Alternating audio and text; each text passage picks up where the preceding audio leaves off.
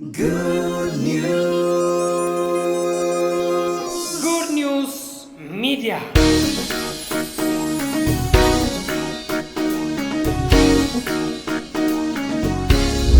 በረከትና ብልጥግና ጌታ ልጆቹን በመባረክ ይደሰታል፣ በልጆቹ ብልጥግናም ደስ የሚለው ይላል።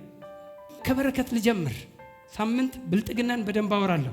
በክርስቶስ ኢየሱስ የተቀበልነውን ብልጥግና፣ በክርስቶስ ኢየሱስ ያገኘነውን ብልጥግና፣ በክርስቶስ ናችሁ ሆናችኋል የተባልነውን ብልጥግና ሳምንት በጣም ዲቴይል አወራለሁ። በረከት ምንድን ነው? በረከት ብልጥግና ነው ወይ? በረከት በሌለበት የሚመጣ ብልጥግና የአሕዛብ ብልጥግና ይባላል። በእግዚአብሔር በረከት የሚመጣው ብልጥግና ግን ጤናማው፣ ትክክለኛው በእግዚአብሔር ኃይል የምንበለጥገው ብልጥግና ነው። ያንን ደግሞ ማንም አይወስድብህም። ማንም ሊነቀነቀ ማንም ሰጥተህ አያልቅም። እስቲ አንድ ሰው አሜን ይሁን። ሰጥታቸው ወስደውብህ አያልቅም። በእግዚአብሔር በረከት የበለጠገ ባለጠጋ። እስቲ አንድ ሰው አሜን። ለምን ብልጥግና የሆነ የትንፍጭው ዱቄቱን አምጪው አይደለም። እኛ እንደሱ አናምንም። አፈጫጨቱን እናያለን። አሁን ይዞ መገኘት ነው ዘመኑ። እንዴት ነው ይዘህ የምትገኘው? ምን ማለት ነው ይዞ መገኘት? እንደምንም ብሎ አጭበርብሮ ማታሎም ሰውም ገሎ እንትን አድርጎ አስጨንቆ አታሎ በትንቢትም በመንፈሳዊ ነገር መልክ አታሎ መንፈሳዊውን ፓርቱ ያ ነጋዴውም እንደምንም አጭበርብሮ ሸክላ ፈጭቶ ምን አድርጎ ከበርበሬ ጋር ደባልቆ የትንፍጭው ዱቄቱን አምጪው አይሰራም። አፈጫጨትህን እናያለን። ጋድሊ ወይ ነው ወይ የተጓዝከው? በጋድሊ ዊዝደም በእግዚአብሔር ጥበብ ነው ወይ ውጤቱን ያመጣው? ከውጤት አይጀምርም፣ ከነገሮች አይጀምርም። ስለዚህ በረከት የሚለውን መጀመሪያ ትንሽ ነኝ። በረከት ምንድን ነው? በረከት ብሌሲንግ የሚለው የግሪኩ ቃል ዩሎጊያ የሚል ቃል ይጠቀማል። ስፔሻሊ አዲስ ኪዳናዊ ትምህርት ስለማስተምር ወይም አዲስ ኪዳን የተጻፈው በግሪክ ስለሆነ የግሪኩ ቃል በረከት የሚለውን ቦታ ዩሎጊያ በሚል ቃል ይተካዋል። ዩሎጊያ የሚለው ቃል ፌቨር ኤንድ ፕሮቴክሽን ይላል። ሞገስና ጥበቃ ይለዋል። ጋንኛው ትርጉም God's favor and protection ይላል። God's favor የእግዚአብሔር ሞገስ and protection የእግዚአብሔር ጥበቃ። አንደኛዋ ቃል ግን በጣም ወደድኳት። አንደኛዋ ትርጉም empowered to be prosper የሚል ይህን ትርጉም ወድጄዋለሁ። ባለጠጋ እንድትሆን የሚያደርግህ ኃይል ልበለው። እስቲ አንድ ሰው አሜን። ባለጠጋ የሚያደርገን አቅም empowered to be ወይም to prosper ባለጠጋ ወይ ብልጥግና ውስጥ የምትገባበት ኢምፓወር የሚያደርግ ኃይልን የሚሰጥ የሚያስታጥቅ አቅም የሚለውን ወደድኩት። ኢምፓወር ቱ ፕሮስፐር ባለጠጋ እንድትሆን የሚያደርግ አቅም። ከባለጠግነት አይጀምርም በረከት። ባለጠጋ ስለሆንክ ተባረክ አይባልም። የተባረከ ሰው ግን ይበለጥጋል። እስቲ አሜን።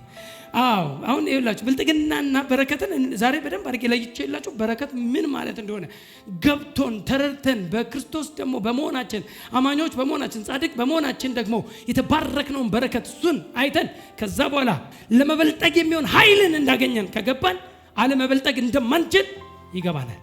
ዘፍጥረት ላይ ካያችሁ እግዚአብሔር አዳምና ሔዋንን ከፈጠረ በኋላ እንዲህም ብሎ ባረካቸው። እንዲህም ብሎ አለ እንጂ እንዲህም ሰጥቶ አይልም። በረከት የሚሰጥ የሆነ ማቴሪያልና ነገሮች ሳይሆን ከእግዚአብሔር ውስጥ የሚወጣ አንተ ላይ የሚቀመጥ ኃይል ነው። እስቲ አንድ ሰው አሜን የሚበል። እንዲህም ብሎ ምን አደረጋቸው? ባረካቸው። ብዙ ተባዙ ውስጥ በረከት ነው። ምድርን ሙሏት በረከት ነው። ባረካቸው። እንዲህም ብሎ እነሱ ላይ ያስቀመጠው ቃሉን ኃይሉን እነሱ ላይ ያስቀመጠው ያንን በረከት አሜን ብለውና አዳም ከወጡበት ቀን ጀምሮ በነገር ሁሉ አለመከናወን አይችሉም። እስቲ አሜን። ለምን? የእግዚአብሔር በረከት እነሱ ጋር ደርሷል። ተባርከዋል። የተባረከው ወይም የተባረክነው እኛ እንጂ ከቤትህ ንብረትና ካለህ ንብረት ከውጪ አይጀምርም። ያንተ በረከት የሆነ መኪናዎች ሲበዙ፣ የሆነ ነገር ሲበዛ፣ የሆነ ነገር ሲመጣ፣ ቤቶች ምናምን ጥሩ ነው። እግዚአብሔር ይባረክ። አምናለሁ በብዙ ቤቶች አምናለሁ። ብዙ ቤቶች ሲኖሩ፣ ብዙ ንብረት ሲኖር፣ ምድርን ስትሞላ እሱ ተባረካለህ። እሱ ምናልባት ያንተ ከሆነ የበረከቱ ውጤት ነው። ፍሬው ነው። ከፍሬው በፊት ግን ዛፉን እንመነው፣ ወይም በዛፉ ውስጥ ያለውን ፍሬን የሚያመጣውን ኃይል እንመነው። ምን ይባላል እሱ? በረከት። እስቲ በረከት በሉልኝ እስቲ። ካሁን በኋላ መባረካችሁንና ይሄን በረከት መቀበላችሁን እርግጠኛ ከሆናችሁበት ቀን ጀምሮ እኔ እኮ የተባረኩ ነኝ ዳሞን አልችልም ማለት ስትጀምር እኔ በነገር ሁሉ ልከናወን ተባርካለሁ ስትል ፍሬው ይመጣል። ፍሬውን ማየት ትጀምራለህ። ፍሬው ብልጥግና ነው። እስቲ አሜን። ስለዚህ ወደ ብልጥግና ከመምጣታችን በፊት የምንበለጥግበት አቅም በረከት ይባላል። ካያችሁ አሁንም ብሉይ ኪዳን ላይ አንዴ ልመለስ። ዘፍጥረት 27 ላይ ኤሳውና ያዕቆብን ታያላችሁ። ኤሳው ያው ታላቅ ነው፣ መጀመሪያ የተወለደ ነው። በእስራኤል ደግሞ ወይም በዚህ በአይሁድ ስርዓት የመጀመሪያ ወይም በኩር ወራሽ ነው፣ ወይም የአባቱን በረከት ተቀባይ ነው። ስለዚህ ኤሳው ሊቀበል የሚችልበት ሰዓት ላይ አባትየው ምንም ስለማያውቅ እንደውም እናትየው ታውቃለች፣ ታላቁ ለታናሹ ይገዛል የሚል ገና ሳትወልዳቸው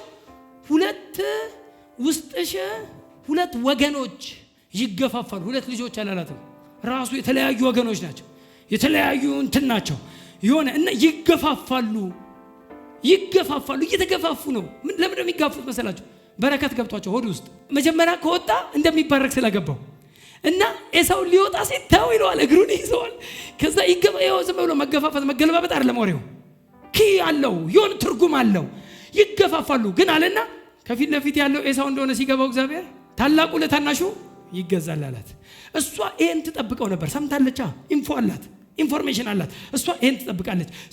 ያ ይስሐቅ ግን አባቱ ምንም አያውቅም። ልክ ባረጀ ሰዓት እንግዲህ አሁን ልባርክህ፣ እኔ ላይ የተቀመጠው አብርሃም ላይ የተቀመጠው በረከት በይስሐቅ ላይ፣ ይስሐቅ ላይ የተቀመጠው በረከት ደግሞ ለልጆቹ ስለሚሆን እኔ ላይ የተቀመጠው እግዚአብሔር ልጆችን እባርካለሁ ያለው ለአብርሃም የተናገረው ያ በረከት እኔ ጋም ስላለ እኔም ስለተባረኩ አሁን ያን በረከት አንተ ላይ ላስቀምጠው ነው። ያንን ኃይል አንተ ላይ ላስቀምጠው ነው። በነገር ሁሉ መከናወን የምትችልበትን ኮቨናንት፣ ኪዳን፣ ኃይል፣ አቅም አንተ ላይ ላስቀምጠው ነው። ስለዚህ ሂድና አዳኝ ስለሆነ ኤሳው ሂድና አድንና አምጣና እንደሚጣፍጠኝ አድርገህ አብላኝና ከዛ ልባርክህና እንግዲህ እኔ እያረጀው ስለሆንኩ ልሄድ ስለሆነ ኃይሉን ተቀበላ ነው። ከዛ ኤሳው ተባርኮ ሄደ ወደ እንትን። ከዛ እናትየው ይሄ ነገር ግን እንዴት ነው አለች። ጌታ ብሏል መጀመሪያ ታናሹ ለታላቁ ይገዛል ተብሏል። ኤሳው ነው ቀድሞ ይወጣው። አሁን ኤሳውን እኮ አንዴ ይስሐቅ አባቱ ልጁ ላይ የመጀመሪያ ልጁ ላይ ይሄን በረከት ካስቀመጠ ከተናገረበትና ኃይሉን እርሱ ላይ ካስቀመጠ በኋላ እኮ ጉድ ሊፈላ ነው፣ ችግር ሊሆን እና ግራ ገባት። እንዴት ነው ይሄ ነገር አለችና በይስሐቅ አለችው ሂድና ከጓሮ ካሉ ካጠራቀምካቸው በጎች ያኛው አዳይ ነው ሄዶ አንድ ነገር ፎከስ ያደርጋል፣ ይገላል። እናትየውን ገሎ ልጅቷን አጋጣሚ ይዞለት የመጣውን ይሄ ደግሞ ያበዛል። አብዢ ነው ያዕቆብ በጓሮ፣ እሱ እዚህ አብዢ ነው፣ ያኛው አዳይ ነው። እና ያ ሊያድን ሲሄድ ይሄኛው አመጣና ያው አታሎ ይባላል ብዙ ጊዜ ታውቃላችሁ፣ ምግቡን አቀረበ። ከዛ አባትየው በለነ፣ ዋው እንዴት ይጣፍጣል እና እንግዲህ ልባርክ ብሎ ያው ቆዳ አርጎ ጸጉራም ስለሆነ ያኛው ኃይሉን እሱ ላይ ያስቀመጠበት። ታሪኩን ብቻ እንድታውቁት ነው የፈለኩት። እሱ ላይ ባረከው ይስሐቅን። ኤሳው ሄዷል ሊያድን እና ተናገረበት ያንን ኃይል ቅድም እንዳልኳችሁ እግዚአብሔርም እና አዳም ላይ እንዳስቀመጠው ያንን ኃይል ለአብርሃምም ካያችሁ እንዲህም ብሎ ባረከው እንዲህም ብሎ እስቲ ብሎ በሉኛ እንዴ። ስለዚህ ኃይሉን ያስቀመጠበት እግዚአብሔር አብርሃም ላይ፣ አብርሃምም ይስሐቅ ላይ እንደዚሁ ኃይሉን ይስሐቅ መጣና ልጁ ያዕቆብ ላይ ያንን ኃይል አስቀመጠበት፣ ባረከው ልጁን። ከዛ ልጁ ያዕቆብ ወጣች፣ ላጥ ብለ ወጣች በቃ። ከዛ ኤሳው እንደለመደው አንድ ገሎ ይዞ መጣ። ጠብሶ ሲገባ ምንድነው ቅድም እኮ በለው አለው። አንተ ማን አለው? ኤሳው ነኝ። እንዴ ቅድም ማን ነው ታዲያ ኃይሉን የወሰደው አለው። ማን ነው የወሰደው ታዲያ ኃይሉን አለ። ምንድነው አባቴ ምንድነው አለው። ኃይሉን ሰጥቻለሁ። አንድ ነገር ልንገራችሁ፣ የበረከት ጉዳይ የጌታ የባርክ ጉዳይ ቢሆን ኖሮ ምን ይከብደዋል? አባቱ ለኤሳው መስጠት ምን ይከብደዋል? ወይ አንተን ያወሰደ እንደ ያከፉ ቆይ ዝም በለው ምናምን ብሎ እና ደግሞ አንተን ልባርክ ብሎ ተባረክ ምናምን አይደለም። ያ ቋንቋ እንዳልሆነ ገባው። ይስሐቅ ያውቃል ኃይሉን ያስቀመጠበት። ስለዚህ አሁን ኤሳው እና ሲለው በቃ ጨረስኳል። እንዴ እኔንም ባርከኝ የለኝም አለው። አውቃም ምን ማለት ነው የለኝም? የጌታ ባርከ የቃላት ቋንቋ ብቻ ቢሆን የቃላት ብቻ ሳይሆን በዛ ቃል ውስጥ የሚቀመጥ ኃይል ነው። ስለዚህ ያዕቆብ ይዞት ወጥቷል፣ ያንን ኃይል ይዞ ወጥቷል። አላወቀም። እሱም ደግሞ እኮ በኋላ የሚገርመው ደግሞ የእሱ ደግሞ ሄዶ እንኳን ያንን ኃይል ተቀብሎ ይሄ አለቀሰ። ኤሳው መጀመሪያ አለቀሰ፣ በእንባ ቢፈልጋትም አላገኛትም እኮ ነው። ለእኔ አንድም እንኳን የለም ሲል አንተ ብትቃወመዋል ብትቃወመው ይሄንን የበታችነትን ይሄን እጥረት ውስጥ የምትገባበትን ይሄን ብትቃወመው ሬስትለስ ብትሆን በእንግሊዘኛው ረፍት አልባ ብትሆን ቀንበሩን ከጫንቃ ላይ ትሰብረዋለህ። በቃ ይሄ ነው እንጂ ሌላ በረከት የለም ማለት ይሄ ነው አንዱ በረከት ሬስትለስ በመሆን። ይሄኛው ግን ሬስትለስ ባይሆንም ያ የተነገረበት የበረከት አቅም እሱ ምን ያደርገዋል? ባለጠጋ የሆነ ነገር ሲነካ ይበዛል። እስቲ አሜን። ይሁን በረከት የተቀበለ ሰው የጀመረው ሁሉ ይቀናለታል። መባረክ ዕውቀት ከሰጠ ለመባረክ ዕውቅና ከሰጠ ያ በረከት አንተን ያበለጥጋል። እና ያዕቆብ ወስዷል እኮ ይዞት ሄዷል እኮ በዛ እኮ ምን ሆኖ መጣ እኮ ለፍቶ መጣ ምንም ብሎ መጣ። መጨረሻ ላይ ካልባረከኝ አለቀም ብሎ እግር ይዛል። እግዚአብሔርን ካያችሁ ለምን የበረከት ዕውቀት እሱ ጋር ገብቶታል። የሆነ እግዚአብሔር የሌለበት ነገር እሱ ይኸውላችሁ ያዕቆብ ካልባረከኝ አለቅም ያለበትን ነገር ብነግራችሁ የሁለት ክፍል ሰራዊት ይኸው በከብት እንኳን የሁለት ክፍል ሰራዊት ነው። በልጆች 12ቱ የእስራኤል ነገዶችን ወልዶ ምንድነው ካልባረከኝ ልጆች ተሰጥቶት ከሚስት 2 የሁለት ክፍል ሰራዊት ይሁሉ ኖሮ ግን እግዚአብሔር ካልባረከኝ ነገሮች ሁሉ ቢበዙልኝም ወይም ባጭሩ ብልጥግና ቢኖረኝም ካልተባረኩ እፈራዋለሁ፣ እሰጋዋለሁ። የመበልጠጌ ብቻ አይደለም እኔ የማረጋግጠው የመበልጠጌ ምክንያት ወይም ምንጩ ግን ማን መሆን አለበት? በረከቱ ከእግዚአብሔር የማገኘው በረከት መሆን አለበት። ካልተባረኩ የምበዛው መብዛት የምሰፋው መስፋት አላምነውም። ስር የሌለው ነገር ሊሆንብኝ ይችላል። ከተባረኩ ግን ያለኝን ሁሉ ቢወስዱብኝም እኔ ምንጩ ላይ ስለሆንኩ እስቲ አንድ ሰው አሜን። ምንጩን ስለተቀበልኩኝ ምንጩ ላይ ስለሆንኩ ማንም ያለኝን ቢወስድ ደግሜ እበዛለሁ። ሁሉንም ያለኝን ነገር ብትወስዱት መልሼ ምን አደርጋለሁ? እሰፋለሁ። because I am blessed የሚል ዕውቀት ይኖራል። ስለዚህ ያዕቆብ ይሄ ነገር ነው የገባው እና ካልባረከኝ አለቅህም ብሎ እግር ይዟል። ለኛ ግን ልንገራቸው ካልባረከኝ አለቅህም ብለው ሳይሆን እሱ ራሱ ካልባረኩ አለቅህም ብሎ ይዟል። እስቲ አንድ ሰው አሜን። ተባርካል በክርስቶስ። አሁን ገና ልክ እንደ ብሉይ ኪዳኑ ዘመን እንደ ያዕቆብ ካልባረከኝ አለቅህም ብላ አትዘምር፣ አትጸልይ፣ አትለፍልፍ። ተባርካል። የተባረክን የእግዚአብሔር ልጆች ነን። ለዚህ ነው ኤፌሶን 1:3 ላይ ሰዋል ነገር ጌታ ይባረክ። በረከት ትንሽ እየገባችሁ ይመስለኛል። ፕሬዝ ጋድ። እቺ ኤፌሶን 1:3 ላይ በክርስቶስ ምትል ቃል አለች። በክርስቶስ በሰማያዊ ስፍራ በመንፈሳዊ በረከት ሁሉ የባረከን የጌታችን የኢየሱስ ክርስቶስ አምላክና አባት ይባረክ። የባረከን ይባረክ።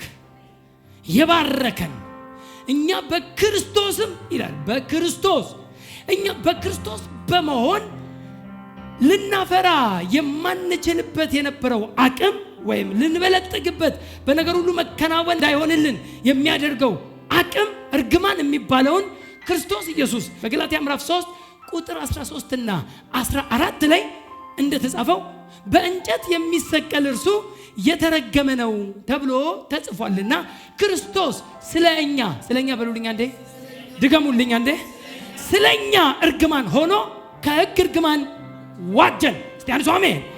ዋጀን ማለት ነፃ ወጣን፣ ከፍሎ ነፃ ከእርግማን ምን አደረገን?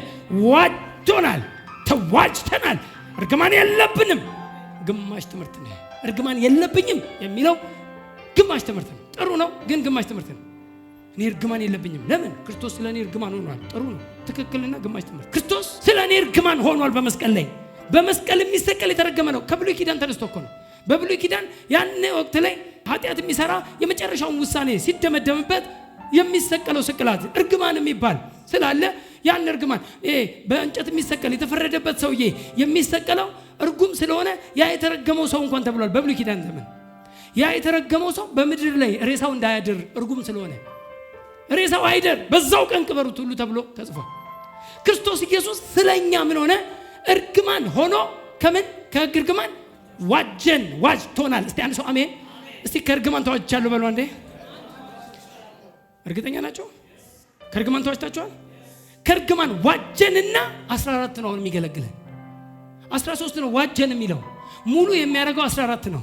ገላትያ 3:13 እና 14 በእንጨት የሚሰቀል ሁሉ የተረገመ ነው ተብሎ ተጽፏልና ክርስቶስ ስለኛ እርግማን ሆኖ ከሕግ እርግማን ዋጀን።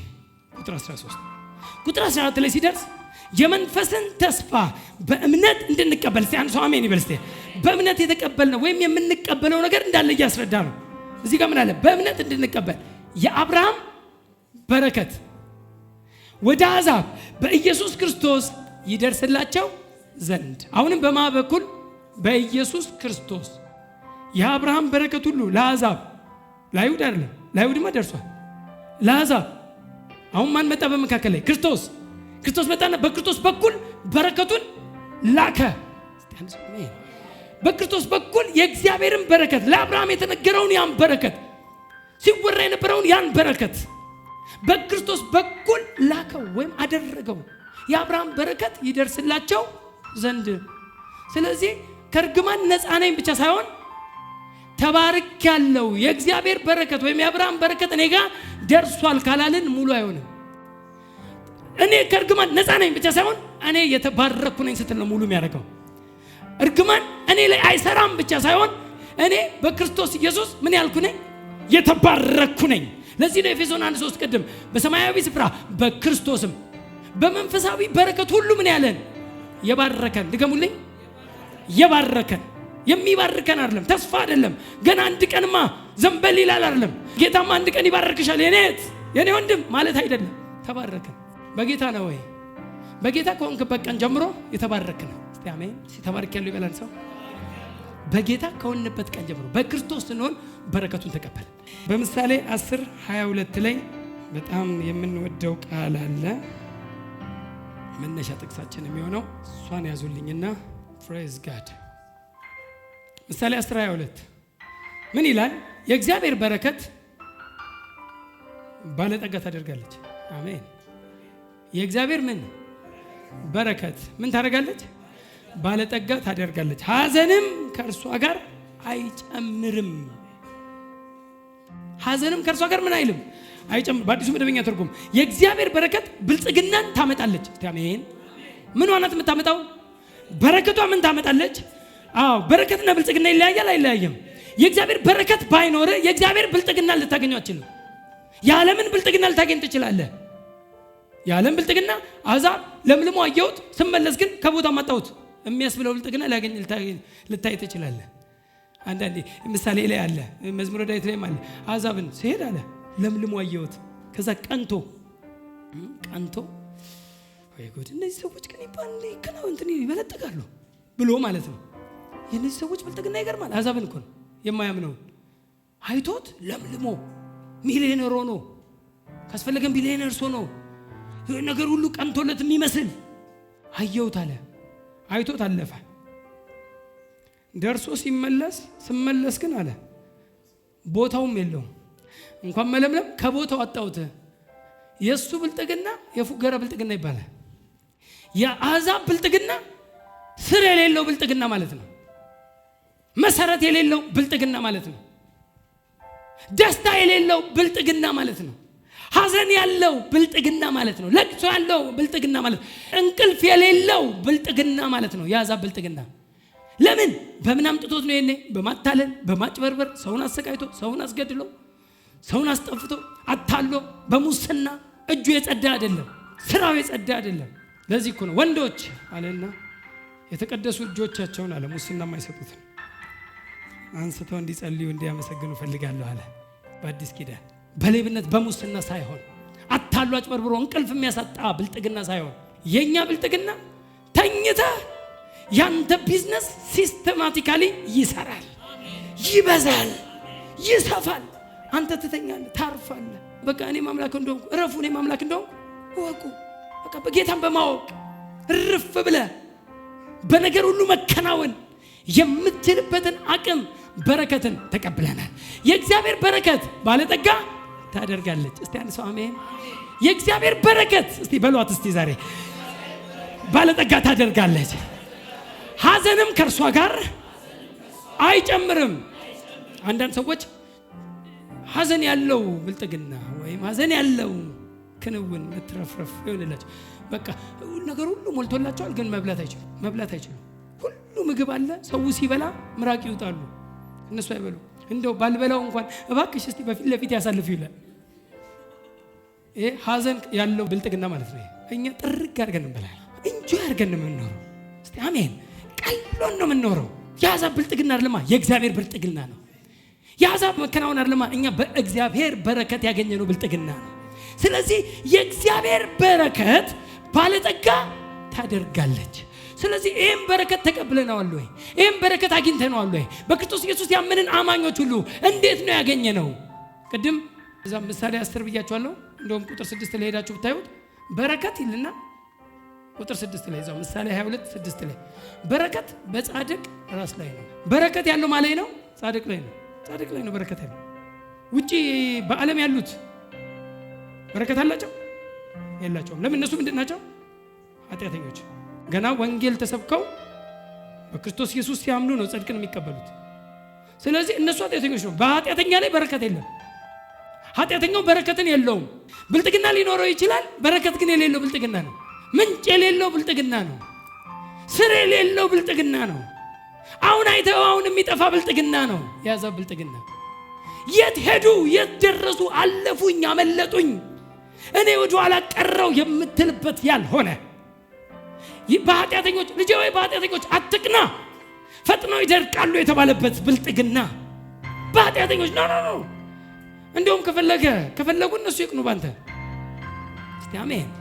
የኛ ብልጥግና በረከት የሚባላለው በረከቱ ስላለ አለመበልጠግ አልችልም። ያለኝን ብልጥግና ያለኝን የሞላኝን ያለኝን የተገለጠውን ፍሬ ሁሉም ቢለቅሙት ከዛፉ ላይ ደግሜ ምን አደርጋለሁ? እስቲ አንድ ሰው አሜን። ለምን መሰረት አለው አይኔ ደግሜ ማን ነው? ዴቪድ ኦየዴፖ የሚባሉ ናይጄሪያዊ አሉ፣ የዊነር ቸርች መስራች። እሳቸው ሰውዬ ሲናገሩ አንድ ወቅት ላይ በቃ በመስጠት ያለውን መትረፍረፍ ነው እየተናገሩ 3 ጊዜ ድህነትን ተጫወትኩበት አሉ። ያለኝን ሁሉ እሰጣለሁ፣ ሰጥቼ ከዜሮ ጀምራለሁ፣ በአንድ ጊዜ የቅድሙን ቦታ አልፏለሁ አሉ። ቅድም የነበረኝን ከዛ አሁንም ደግሞ እስቲ ቆይ ያለኝን ሁሉ ልስጥ ብያለሁ። ያለኝን ሁሉ አሁንም እሰጥና ለሁሉ አሁንም ስጠብቅ ቅድም ከነበርኩበት እንደውም አልፋለሁ አሉ። 3 ጊዜ ድህነት እንደማይችለኝ ገባኝ። ሰጥቼ ከዜሮ ብዙ ቀን ተነስቻለሁ። ለምን? እሳቸው ብለስት ናቸው፣ የተባረኩ እንጂ የሆነ ብልጥግናው አይደለም። እነሱን እሳቸውን የተባረኩ የሚያስብላቸው የተባረኩ ስለሆኑ ግን አለመበልጠግ አይችሉም ነው። ወንድሞች እህቶች እምነግራችሁ ይሄን ነው። እናንተ የተባረካችሁ ናቸው። መባረክ የሚባለው ለብዙ ነገር የሚመነዘር ድፍድፍ ነው። ለጤንነት ድፍድፍ ነው። እስቲ አሜን። በሰላም ለመኖር ስለተባረክ በሰላም ትኖራለህ። ስለተባረክ ደስተኛ ነህ። ስለተባረክ ነገር ሁሉ ይቀናልሃል። በጤና ትከናወናለህ፣ በሰላም ትከናወናለህ፣ በገንዘብ ትከናወናለህ። ምን ስለሆንክ? ስለተባረክ። በረከት የሚባለውን ኃይል ነው አንተ ለምቶ ያስቀምጠው። ያም በረከት ከተቀበልክበት ቀን ጀምሮ እጅን ትጭናለህ፣ ሰዎች ይፈወሳሉ። ያም በረከት ከተቀበልክበት ቀን ጀምሮ የምትሰራው የምትጀምረው ማንኛውም በአንተ እጅ የተጀመረ በአንተ አፍ የተጀመረ በአንተ ስራ የተጀመረ በአንተ የጀመረውን ስራ እግዚአብሔር ራሱ ስለሚሆንበት እስቲ አሜን። አለመስፋት አይችልም። እስቲ አይችልም በሉ እስቲ። አዎ በቃ ሙልቅቅ ብለህ እኔ እኮ የተባረኩ ነኝ ውሰደው። ይሄን ፈልገህ ነው አለ። ጃኬትን መውሰድ የሚፈልገውን ሰው መደረቢያም ጨምረህ ስጠው አለ። ሸሚዝህን ነው ምናምን አንዱን ለመውሰድ የሚፈልግ ይሄን ፈለከው? አዎ የኔ ነው ይሄ ኮት የኔ ነው ሲለ የኔ ነው ብለህ ብዙ አትጣጣር።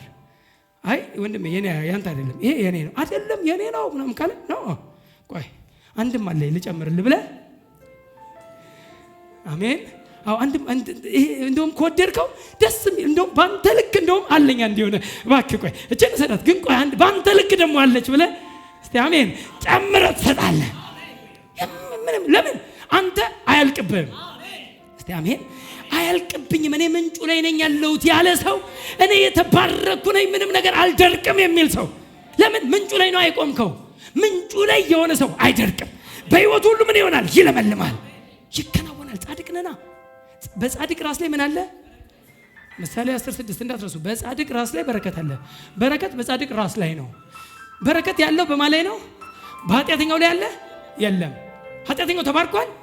አልተባረከም። በልጥጎ ሊሆን ይችላል። የአሕዛብ ብልጥግና የሚባለው የሆነ ነገር ተከናውኖለት ሊመስል ይችላል፣ ግን የሚደርቅ ነው፣ ስር የሌለው ነው። የኛ ግን የኛ በረከት የሚያደርገው ብልጥግና የሚያመጣው ብልጥግና ግን ስር ያለው የማይደርቅ የሚበዛ የሚሰፋ ነው። ሃሌሉያ። አንድ ቃል በጣም እሷን ነገርና ወደ መጨረስ መጣለሁ። ጌታ ይባረክ። ሐዋርያ 3:26 ላይ የኢየሱስን የመጣበትን ዓላማ ሲናገር አንዱ ዓላማውን በሐዋርያ ሥራ ምዕራፍ 3 ቁጥር 26 ላይ ኢየሱስን የላከበትን ሐሳብ ጴጥሮስ ሲሰብክ ሲያወራ ሲናገር ምን እንዳለ እሱ ልናገር። በጣም ልቤን ስለነካው ማለት ነው። ለእናንተ አስቀድሞ እግዚአብሔር ብላቴናውን አስነስቶ እያንዳንዳችሁን ከክፋታችሁ እየመለሰ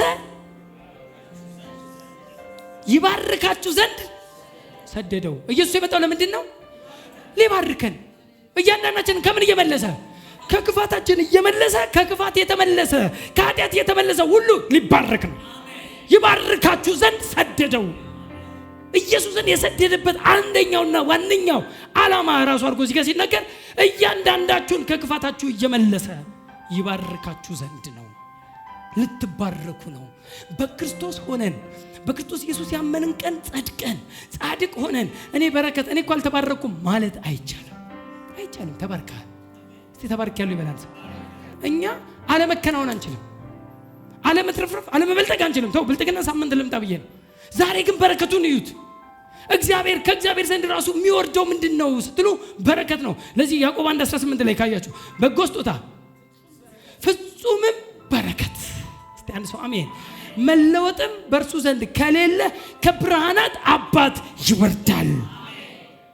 ያንተ በረከት በሰማይ የሚቀር ብቻ አይደለም። በጣም ብዙ ሰዎች በሰማያዊ ስፍራ ስላለ በመንፈሳዊ በረከት ሁሉ ይባርከን ስለሚል በሰማይ ሲል ለሰማይ ያለ ይመስላቸዋል። ለሰማይ አይደለም። በሰማይ ባንኩ ነው ሰማይ። ያንተ የበረከት ባንክ ነው ሰማይ። በባንክ ያስቀመጥከውን ገንዘብ ደግሞ በፈለከው ጊዜ ታወጣዋለህ። ስለዚህ በሰማይ ያለውም በረከታችን በፈለግነው ጊዜ ምን የሚል ነው? የሚወርድ ነው።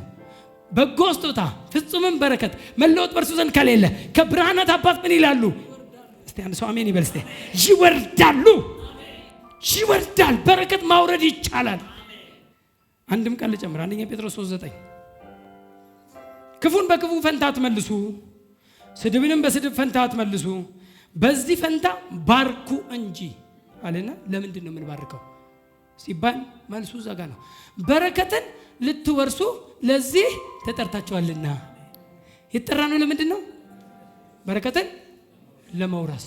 ወደ እኔ ኑ ያለ ሊያሳርፈን ብቻ ሳይሆን በረከትንም ልትወርሱ ለዚህ ተጠርታችኋል። ወደ እኔ ኑ ብሎ የጠራን ሊባርከን ነው።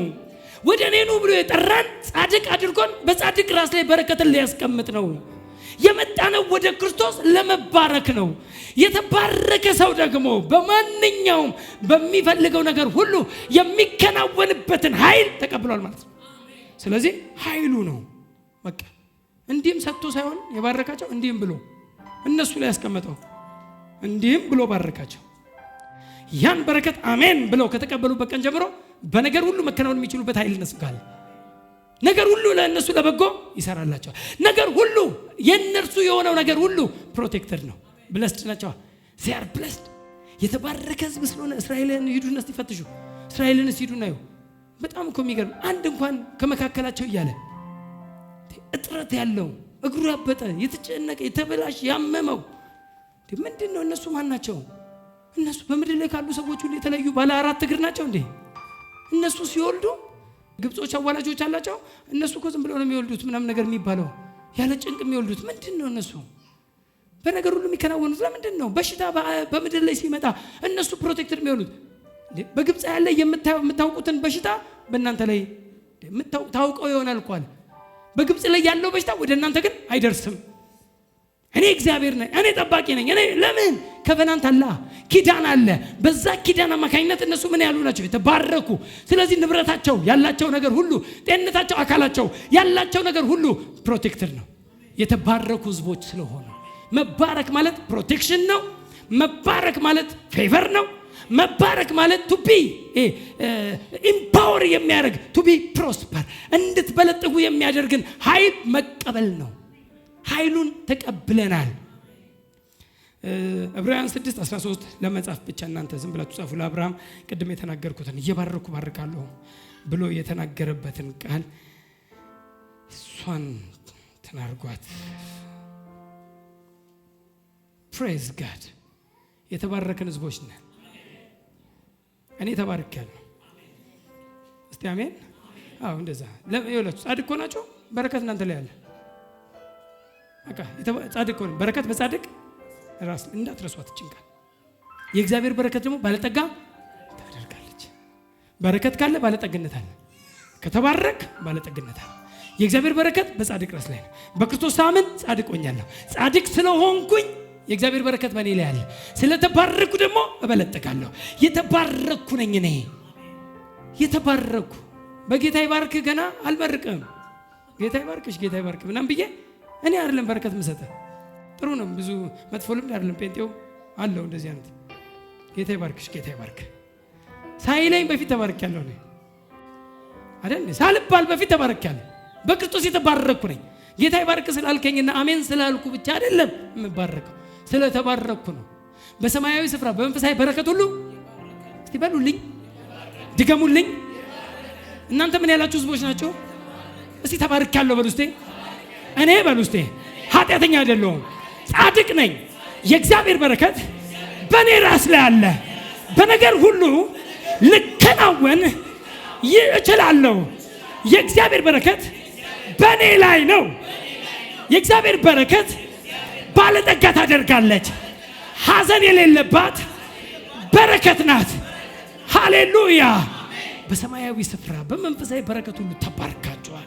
የተባረካችሁ ህዝቦች ናችሁ። በነገር ሁሉ መከናወን ሊሆንላችሁ ተጠርታችኋል።